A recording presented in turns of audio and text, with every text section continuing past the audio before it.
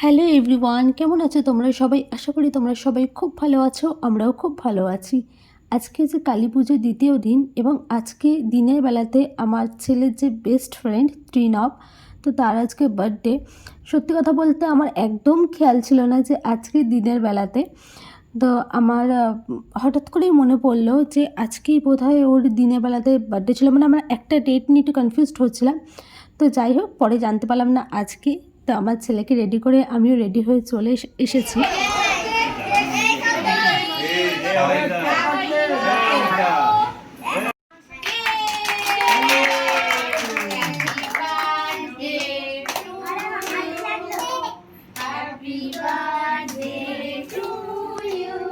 তো ব্লগ করবো সেরকম তো ভাবা হয়নি, যেহেতু খুব তড়িঘড়িভাবে এসেছি। তো এখানে এসে খুব ভালো মতো সময়টা কাটালাম এবং আমার ছেলেও খুব এনজয় করেছে।